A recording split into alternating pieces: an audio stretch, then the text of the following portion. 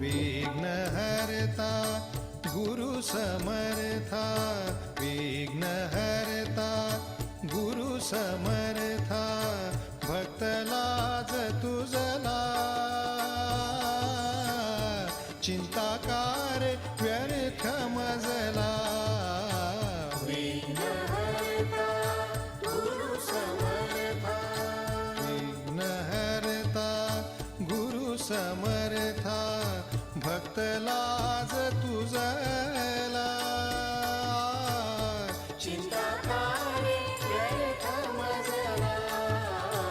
विघ्नहर्ता गुरु समर्था.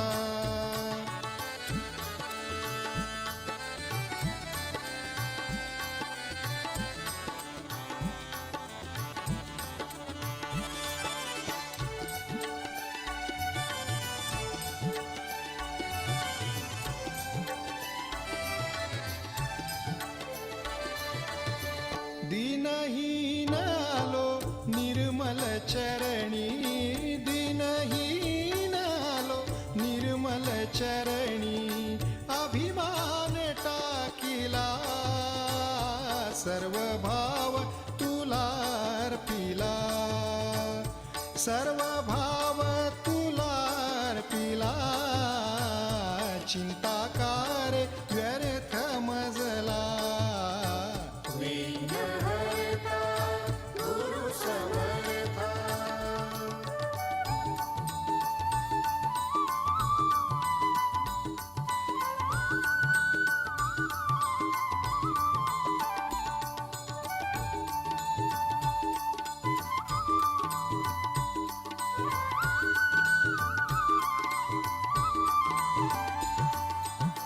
सूत्रधारी तू सूत्र बाहुली मी, सूत्रधारी तू सूत्र बाहुली मी, अहम भाव नुरला कर्तृत्वाभिमान सरला, कर्तृत्वाभिमान सरला, चिंताकार व्यर्थ मजला.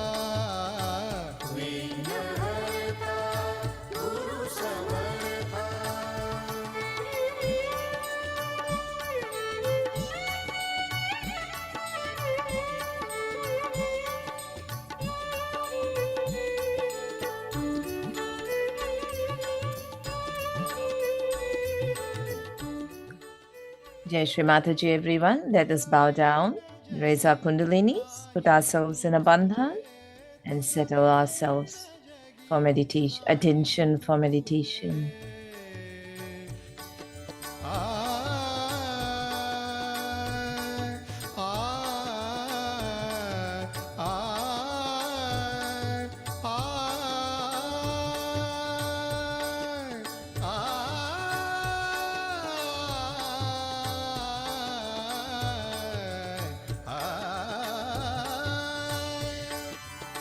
तुझ वीण जगी नाही दूजे, तुझ वीण जगी नाही दूजे, साक्षात्कार मला गुरु प्रेमामृते निमला, गुरु प्रेमामृते निमला, चिंता कार्य व्यर्थ मजला.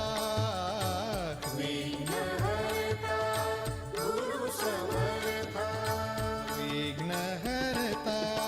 गुरु समर्था, भक्त लाज तुझला, चिंता कार्य व्यर्थ मजला.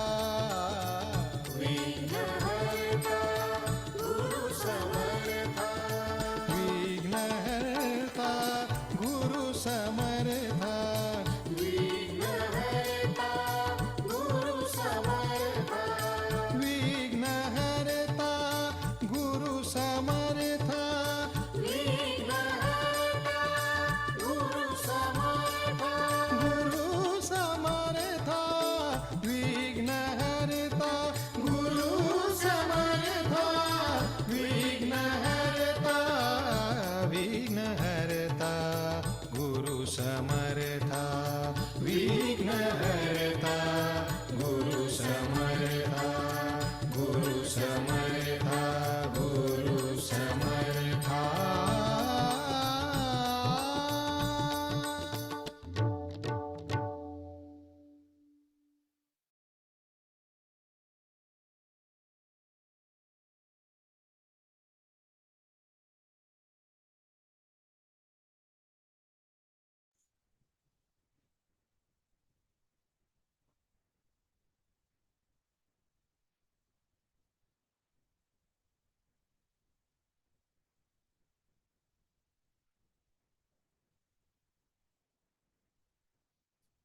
Shri Mataji, you who are the Adi Shakti, please accept my surrender.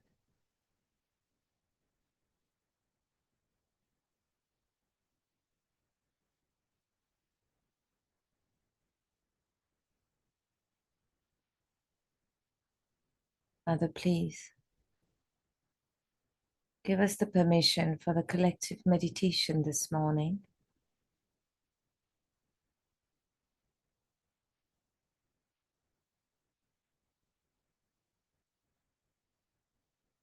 Please let us be part and parcel of the whole.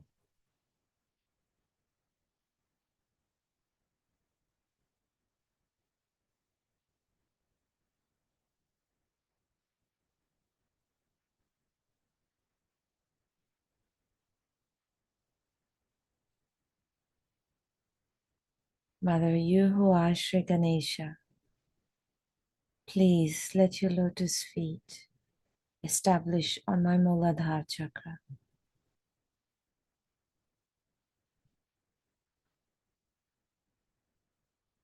Please let the powerful innocence and wisdom of Shri Ganesha be awakened within me.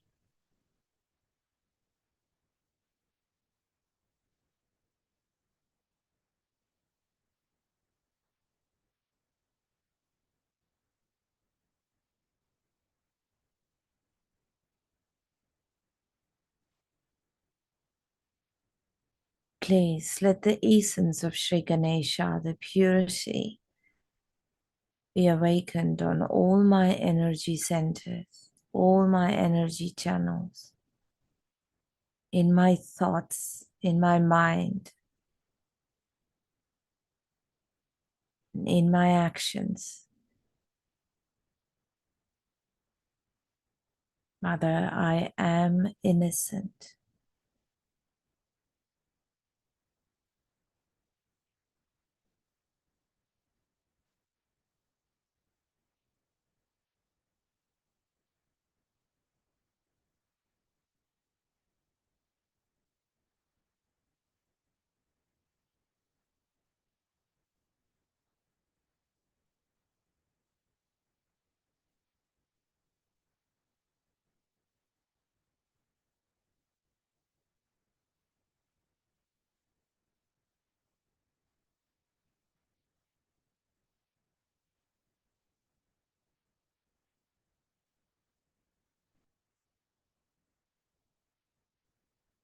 Let's move our attention to the Bhavsagar, the void.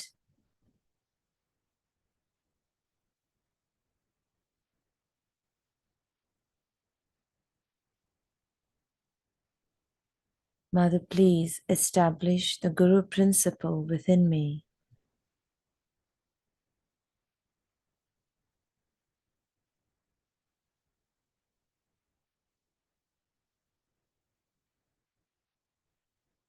Please awaken the chakras within my void and enlighten them.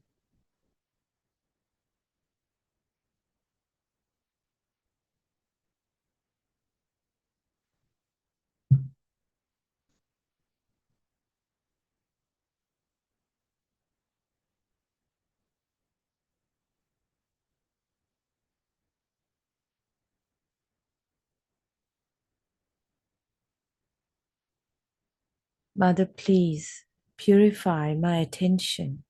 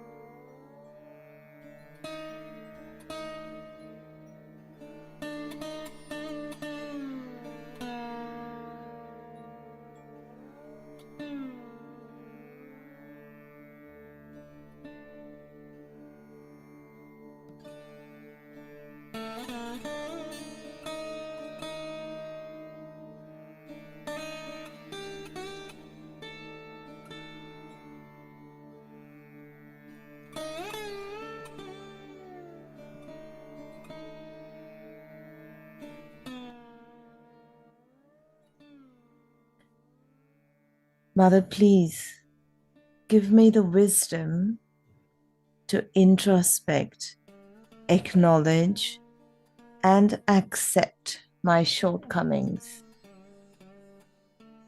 my mistakes, and to rectify them. Mother, please make me my own Guru.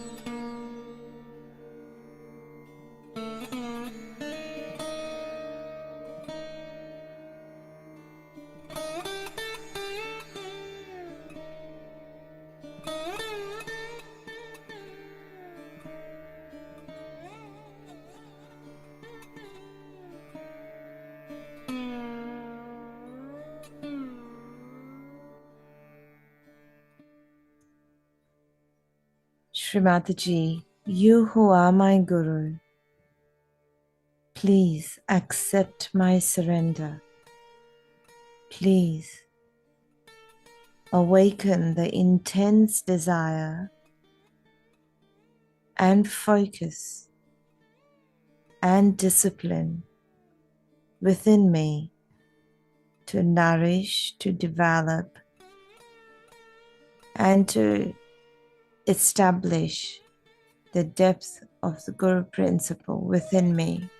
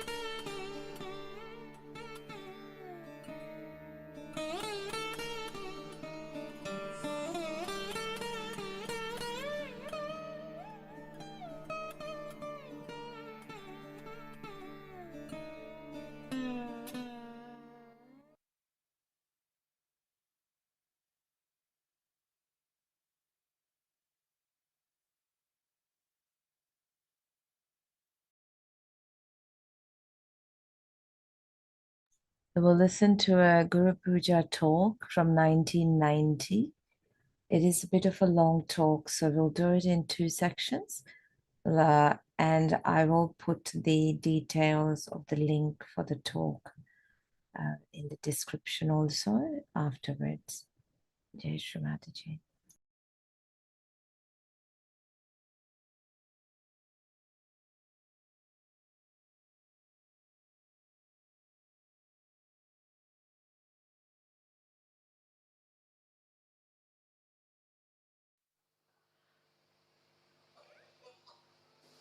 In Sahaja Yoga, the Guru Puja has a very different significance from any other Guru Puja.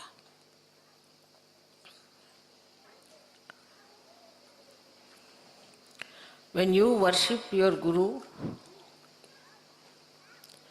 you are also worshipping the Guru within you.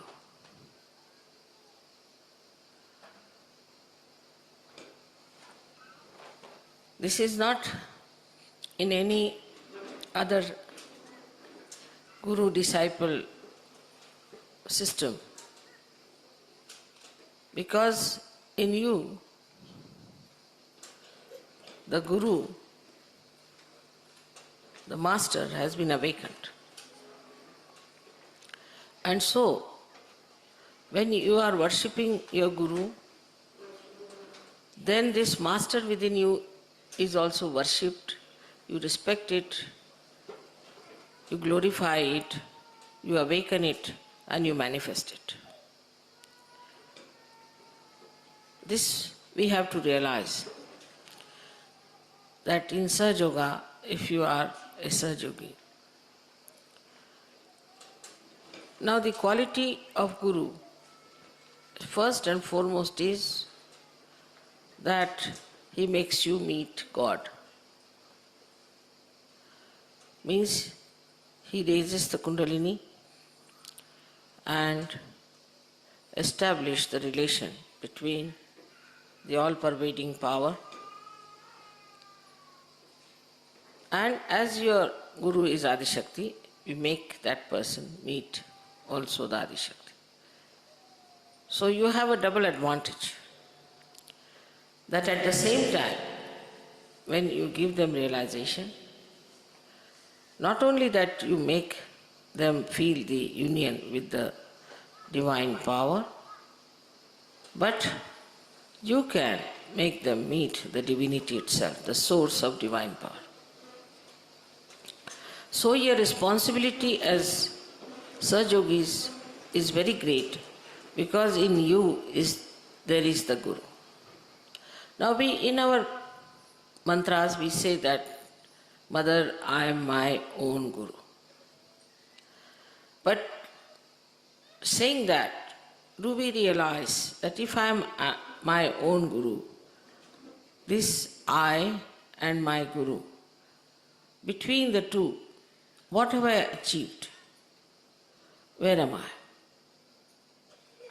Can I guide myself? Have I got the light of the Spirit on my attention so well established and manifested that I can guide myself and guide others later on? First of all, in the Guru principle, it is important that you see to yourself the introspection. Can I be my own Guru? Have I become my own Guru? Now, in your case, your Guru is a mother, a woman. So, it has to be among women that the development of their Guru qualities have to be very well manifested. But it's just the way it is not. For them, they are still the mothers, or they are the wives, or they are Sahaja Yoginis. But they don't realize that you are also the Gurus. Because your mother is a Guru, because she is a woman and you have to be also of that quality that people should say, look at this woman, she's such a guru. But still, as I hear from the different leaders, that the ladies are absolutely still very much far away and are very few who can be called as real Sahaja. It's a sad thing to hear. Because if you still keep to all these mundane things of womanhood and the drawbacks of womanhood, which has come out of domination maybe because of always they were shown to be something lower. Especially in the Christian religion, they were never regarded as something holy. They have this kind of a diffidence in them that they don't understand that dharma can be established more by women than by men. And the Guru's work is to establish the dharma in the society, in the family, in relationships.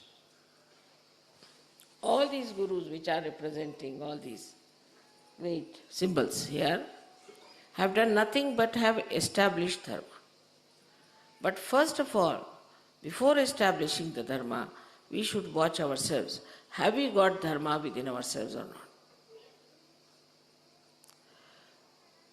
First of all, the quality of a person who has dharma is that he listens to others. He obeys. And this is something has gone wrong with the Western women, I think, that they have forgotten how to listen to others, how to obey others. That's why their children also don't obey them. Obedience, if you do not have, nobody is going to obey you. First, you must learn to obey. A person like Kabira, because he was born of a unknown caste, people didn't know what he was born from. And he could not go directly to any guru. So he heard about Ramanand, great guru of those days, who used to go to the river Ganges every morning to have his bath. So one day on his steps, Kabira kept lying, and in the darkness, the guru could not see, and he touched him with his feet. He said, "Who are you?" So he said, "I'm Kabir, and I'm your disciple." And he caught hold of his feet. And when he caught hold of his feet, he said, "All right, come along." And then he became such a great saint in India. People know him more than they know his guru. He became so great. The basic thing is humility. Yesterday you saw how the musician was humble. All the time he was humble. He didn't know how to express his humility every time. All the time he was humble. Because in humility only you can receive the blessings. You can receive the quality that is of your guru. Now for a guru, as you have seen, that in my own way, in my own image, you have to come up. First of all, your life should be absolutely transparent. Transparency is the essence of Sahaja Yoga. Everybody should know what you are doing, where you are going, what is the way you live, what is the way you are behaving. I have seen people who are gurus, also in the sense that we call them leaders, or we can call them sub-gurus, or they cannot be called as priests, but I can say communication centers as they are. In them, you find that they are very fussy type of people. Always think about their body, always think about their comfort, always grudge about what's nobody looked after them, as if they suffer from persecution mania. Or they will grudge about food. I didn't eat my food for one day. It doesn't matter. For a guru, it's better to starve for about 3-4 days nicely, so that you get over this idea of hunger. You'll be surprised, since I'm here, I have not eaten anything much, just drinking something, because just the guru has no hunger, right? Because it is in your stomach, the guru vibrations are so much that you don't feel like eating anything. So then what do you eat and how do you eat and all these things that we have given up to come to Sahaja Yoga. So even if leaders have this nonsense in their head, what do you get to eat? I mean, this is the basics, absolutely. And when I hear some people telling me, oh, what did they eat and how did they eat and all, it's like I feel they are like tourists in Sahaja Yoga. Just come in Sahaja Yoga like tourists to see places and go around and to know where you get, in what restaurant you get good food and cheaply. All this is so basically, absolutely not a manifestation of Guru principle. Now you have seen your Guru as she is. I do not know what I eat, what they give me, what I want. They go on giving me whatever they think I like. And I just don't know if I like that thing or not, or what is it. If they ask me, Mother, what will you have? I said, what will I have? I don't know really. What will I have? Anything. So there has to be no choices. First of all, not to waste your attention on choices. Of course, only on vibrations. I mean, supposing you go to a restaurant, find all kinds of funny vibrations there, people are getting drunk or anything, then of course you should say. But all the choices must be based on vibrations and not on material things. That you get something nice there, let's go there, and they'll travel for 50 miles to go eat something nonsensical. It should be all nonsense for all Sahaja Yogis. And when I said Sahaja Yogi, it means also Sahaja Yoginis. So the food part of it is aswada. We should not have any taste for any special food. Especially in France, to say that people may not like. But French are very, very conscientious or aware about the food part. I don't know how far they make really good food, but at least they think they eat very good food. So, the eating of good food is a kind of an addiction. It's a kind of an addiction. It's something like drug, that you must have good food. So Zen started this system of what they call the tea ceremony. In the tea ceremony, what he did, I mean, I have been through that, and it's really quite a test of people. With me it was all right, but the rest of them got really frightened. That in the tea ceremony, whatever rituals they do, they give you a tea, which is so bitter, we can say quinine raised to power 108, it's like that. And they give you very nicely, handle you with such ritual that you have to take it. So first they say you see the cup without thinking. So he tried to make thoughtless awareness through the cup. I don't know how much one can achieve with that. But that tea that you take once, your tongue is good for anything. And to compensate it, they give you something sweet, which is again sweetness raised to power 108. So sweet that it becomes bitter. So sweet. So this is just to conquer the tongue. Zen must have thought that better give them this tea ceremony, where there is no tea, there's nothing but just you really give such shocks to your tongue, so that after that you can eat whatever you get.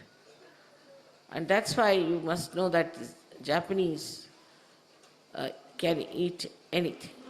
They have solved their food problem because they can eat anything. They can just fish out some crabs, or could be some prawns, just peel them out like peanuts and eat them like that. I think Zen has solved this problem for them because they have food shortage. And this is how they can eat everything. They can eat the bark of the tree, they can eat the snake, they can eat the lizards, they can eat the frogs, everything they can eat. So all their eating problems are solved in that country by Zen, I think, because you have no taste. But in this, I think the worst are, in the whole world, are Indians. They are the fussiest people for food, because their women have spoiled them. They know very good cooking, and they know how to handle their husbands by cooking very well. And the way they cook food for them, you see, the men have to go back to Indian food. Now, even if they travel the whole world, they'll need Indian food. They can't get over their tongues. It is such a big conditioning in India of food that I just don't know how will they get out absolutely the basics which are important. Gandhiji tried that very much in the ashram. He used to give horrid food, boiled food with the oil of mustard on top, and nobody could eat that, raw. And he used to make everybody eat that. Not only that, he would make them clean the bathrooms, WCs, everything, so that you get rid of your nose also, that you need everything. Because so many people, while eating also in India, will put something to their nose, they smell everything. So they're oversensitive to their tongue and to their nose, but not to their eyes. To eyes they are not. For eyes, I would say the most sensitive people are Japanese and Chinese. And also the Western people are very much sensitive because they don't like to see anything dirty, filthy or ugly. Indians won't mind any dirt, filth, anything, just like dogs and horses or buffaloes. They can walk through any dirt, filth, anything. Nothing matters to them. Anything ugly, ugly building or an ugly dress or anything is all right for them. It doesn't matter. To their eyes, it doesn't matter at all. Only thing, kitchen should be clean, and they are all the time in the kitchen. So we don't have to learn all these bad things from Indians. There are some good things they have, but there are certain things, these are very bad conditioning. And the next to that are, I think, the French. But if you eat English food, you can become quite good because there's no taste in English food.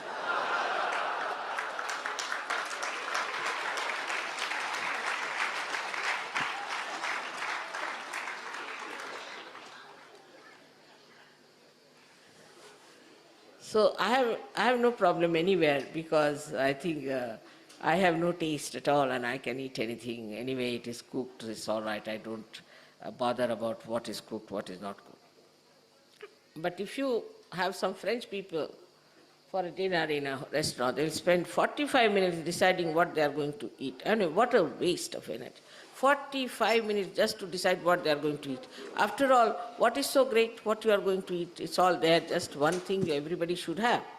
So for Sahaja Yogis, it is important to give up this idea, I will have this. First of all, nobody should ask, what will you have? To me also.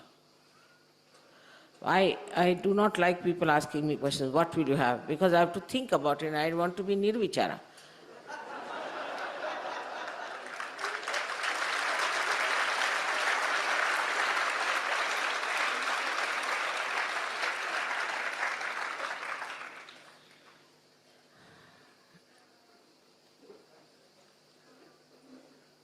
So, this is one big ordeal which we do not understand how much we are attached to food. And food goes in the stomach. And not only that, it spoils our guru system but also spoils our physical system. So we should try not to look at food. That's why fasting was told to all the people who wanted to develop their Gurupada. So that they should not fast. But they do not fast normally because they think of food. So there's no fasting.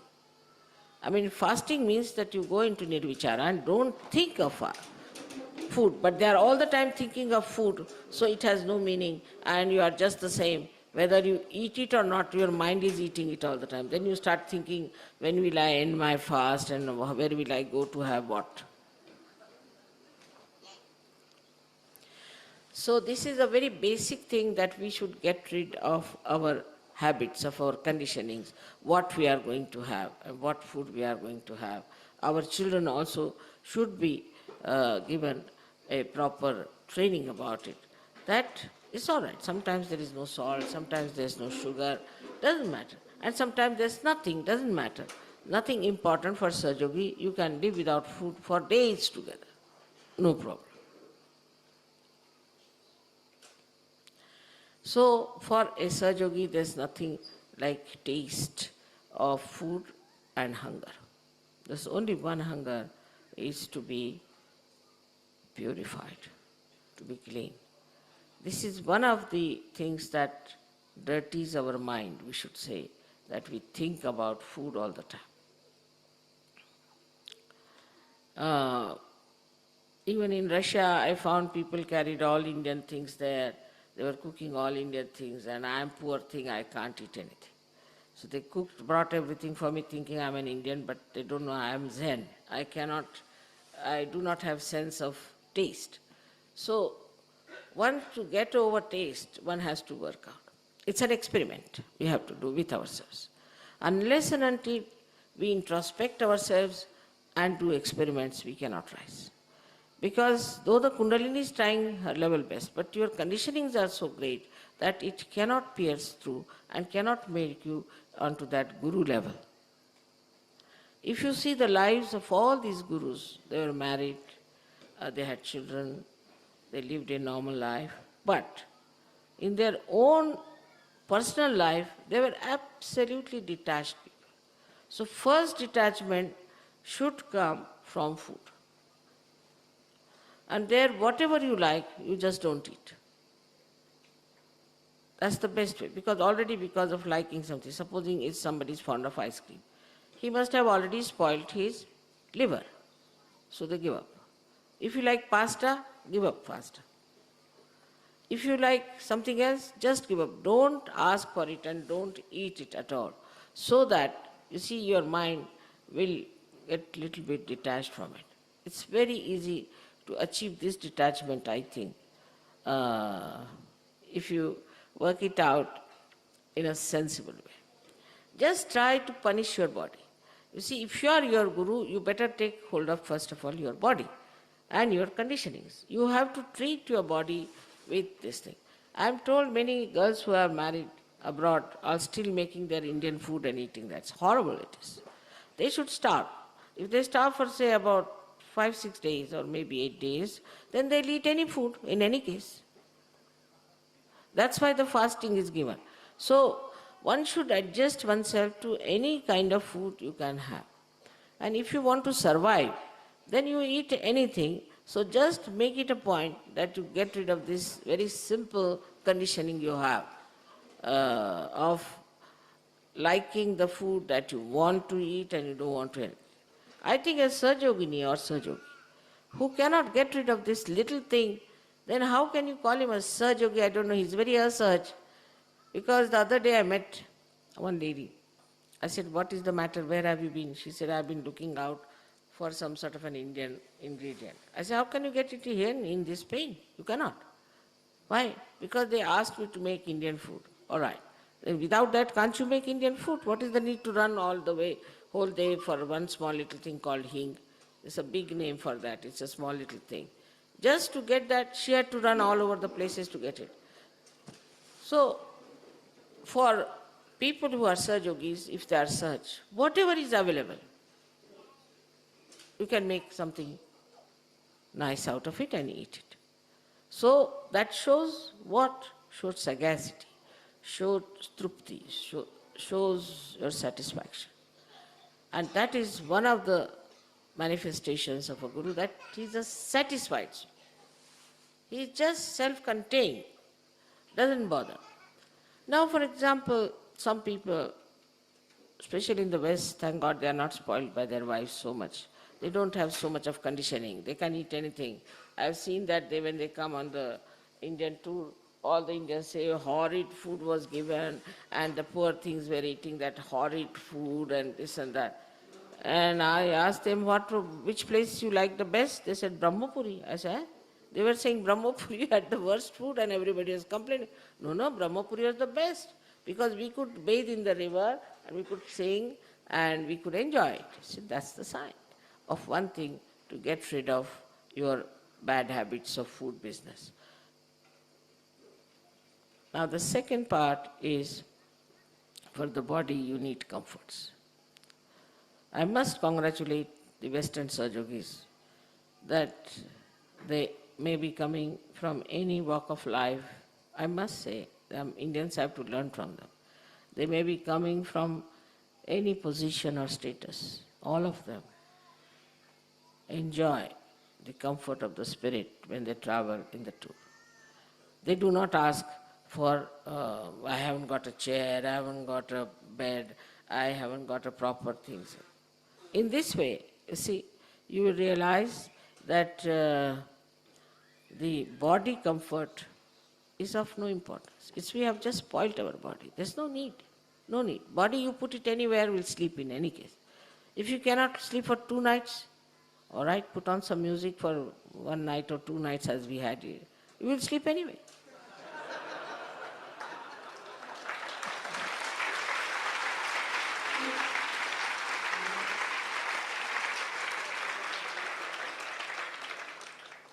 So this is the second point, is that we have to give up body comfort. But the third point, where I think the Western people falter, is their materialistic attitude. Materialistic attitude and their fondness of their eyes. So one of them is the worst of all. I mean, the worst and worst of all is that you can never have, that's such a big blot. If you have that, is to have a roving eye and things like that. That's out of question. That's out of question for women or for men. They are not Sahaja by any chance. They have to have very clean eyes.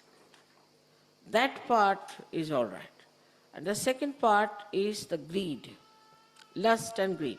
Of course, with Sahaja Yoga, maybe the lust part is over, but greed is still there with so many who get lost. So I would say Indians do not have this lust problem, but they still have greed problem. Means they want to buy something like a radio or some electrical stuff they must buy. If they come abroad, they must buy something. It's all right. If you get it, well and good. If they don't get it, well and good. It should be. But for a Westerner, you see, he would not like to give up his furniture, which his great-grandmother had it. Though he can't sit on it because it's so old. If he sits on it, it will break. But he must keep it to show off that I had a great-grandmother who gave this unique chair. According to Indian standards, it's junk, absolute junk. Because it is good for nothing, you put it in the drawing room, nobody can sit on it, and it looks junky. But according to the Western mind, the older it is, the better, whether it is a junk or anything. He'll have so many junks in the house, and then they will sell like hotcakes. Because there's a very subtle materialistic attitude towards matter, that this will sell like hotcakes if I sell it, because there must be another mad Westerner who would like to buy that junk. See? So this junk that you have in the house is better to get rid of, because God knows how many people must have used, like it's like a grave in the house. It's a grave. So to have, then also the antique jewelry.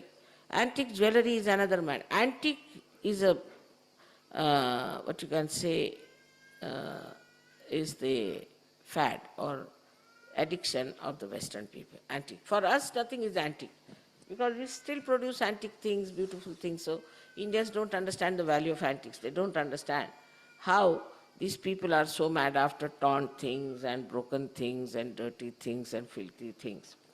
But the Western mind has been brought up that way. Now in these antique things, I have seen that once I went to somebody's house, you see, and he asked me with very great honor to sit on his chair. And as soon as I sat on the chair, I thought there were snakes and there were scorpions all biting me. I got a fright, I got up. I said, what is it? He said, this is from great, great, great grandmother. You see, she gave us this thing. I said, it will break, I better sit outside. So this also, madness of this antique is so much that it is unbelievable how people go into it. So there's a joke in India. There's a very great writer called as Premchand. He wrote about two Englishmen going on the road of Banaras when they were hit by a lota that they use for their bathrooms, fell on their feet. And it fell on their feet. And he jokingly says, on the feet where all the bureaucrats fall. Means all Indian bureaucrats used to fall at the feet of the English at that time. So he made a joke. But doesn't matter. Then the English, you see, looked at the thing and they were very angry. And immediately they took to law. You have to come to the courts, you have to come to the police, and we're going to report this has fallen there, it has hit us and all that. So there was a clever man, he knew the English or the Western mind. He said, sir, do you know this lota has very valuable? He said, why? Because this one was used by Akbar the Great. So ancient it is. He said, really? Yes, it is. And you just don't quarrel with them and ask them for this lota. And he told in Indian language to them that I have befooled these people. I have told them that this lota belonged to Akbar, and you have to take this lota and use this lota to just to befool them. So then they asked, but all right, we'll forgive you, we'll not take you to any courts or anything, but you just give us this lota. They said, no, we can't. We said, why? Because it's such an antique piece, you see. In India, you won't find anybody respecting antique pieces, especially in Benares, nobody bothers. So they said, really, yes, it belonged to Akbar, and my forefathers worked with him, so he gave us this lota. We can't give you, we are sorry. They said, no, please give us, you see. We'll not take you to the police. All right, you charge us. Whatever money you charge us and all that. In those days, they paid 1,000 rupees. This is equal to now 1 crore, I think. They gave, these English paid them and bought that lota, which had nothing to do with Akbar or anyone.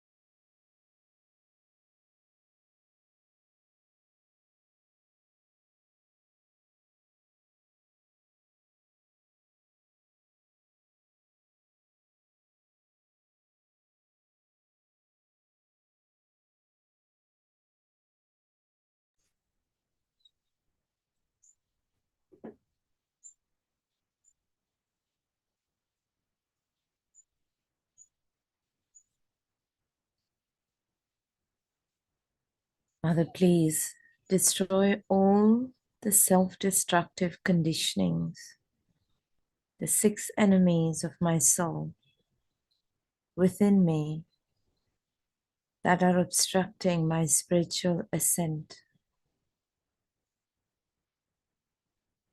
Please establish trupti, satisfaction within me.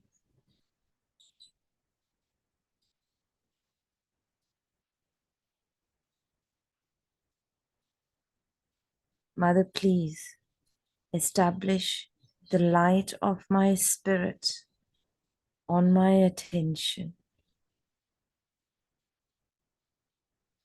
Please establish the Guru principle within me.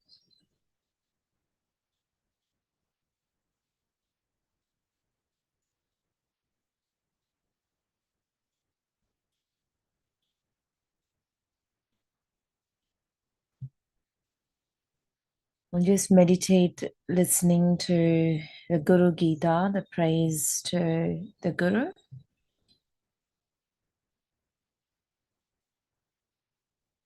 Just keeping our attention on the Sahasra, watching the void.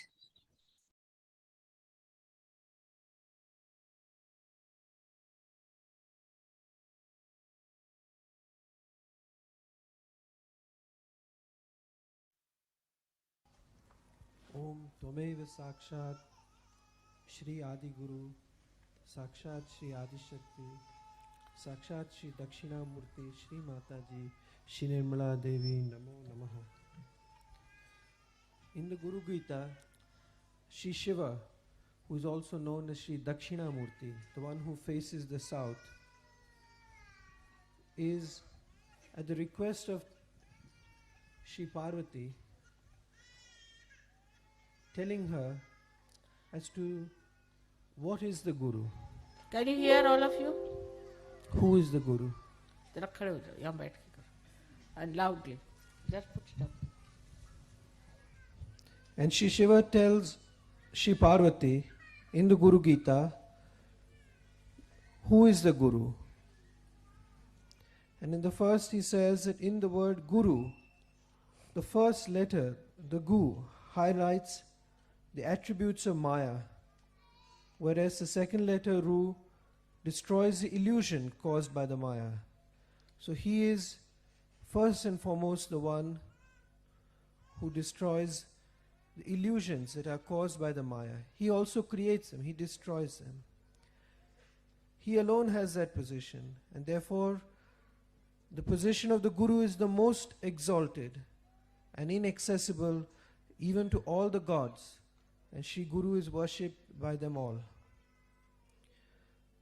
Salutations to Shri Guru, who pulls out those fallen in the ocean of hell while sitting on the tree of mundane world.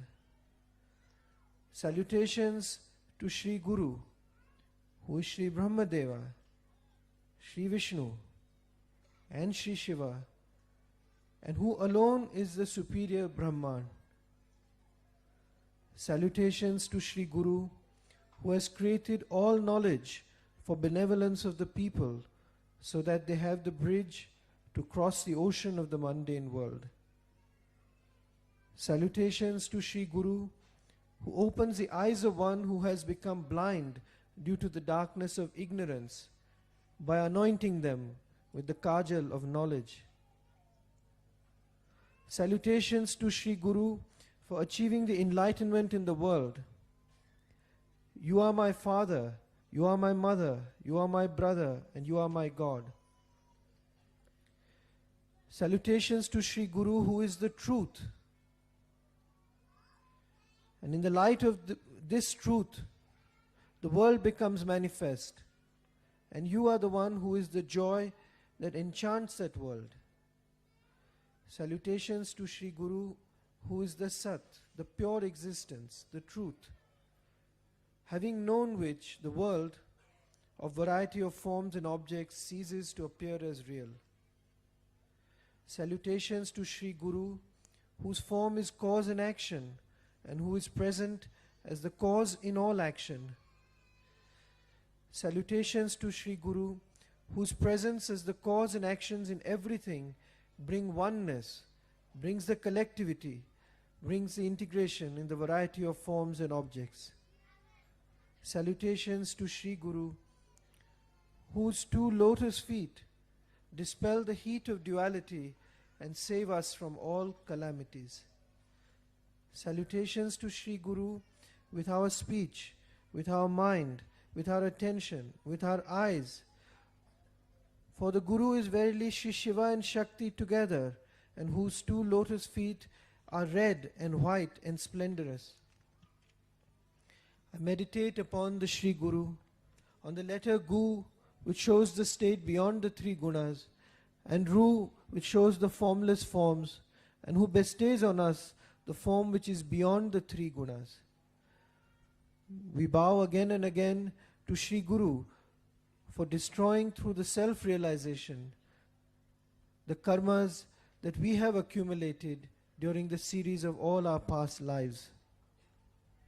We bow again and again and again to Shri Guru, for there is no principle above that of Shri Guru.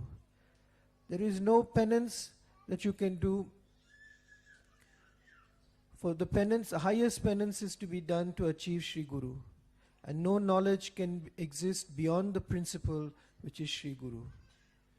We bow again and again to Shri Guru, who has shown us the form of uninterrupted canopy that has pervaded all living and non-living things. Salutations again to you, to Sri Guru, whose lotus feet are bedecked with diamonds, which are the Shrutis, and the lustrous lotuses of the Vedas. Salutations to Sri Guru, who spontaneously awakens in us all the pure knowledge. Salutations again and again and again to Sri Guru, who is Chaitanya, eternally serene, beyond confusion, extremely pure, beyond the Nad, the Bindu and the Kala. The origin of meditation is the form of Sri Guru. The origin of puja is the lotus feet of Sri Guru. The first puja is the puja of the lotus feet of Sri Guru. The first mantra, the origin of the mantra itself is the speech of Sri Guru. The first liberation, the origin of all liberation is only by the grace of Sri Guru. Sakshat Shri Mataji, Shri Nirmala Devi, Namo Namaha.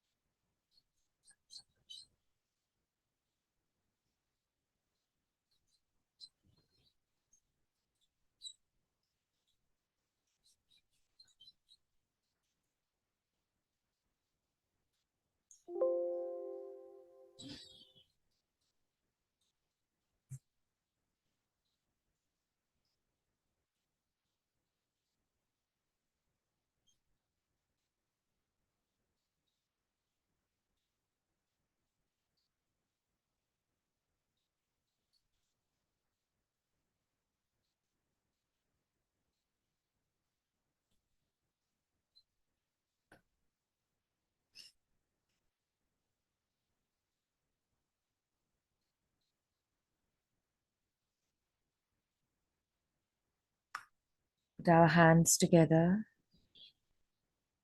and humbly bow down to offer thanks to Shri Mataji.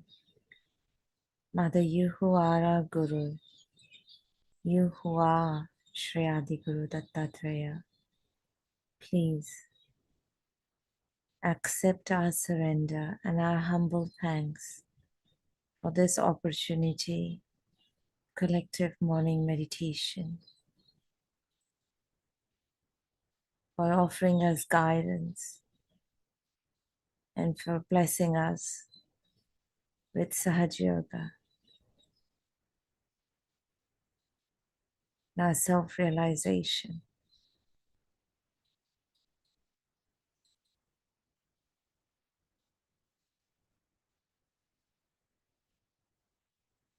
Let's raise our Kundalinis and put ourselves in a bandhan. Now have a great day, everyone.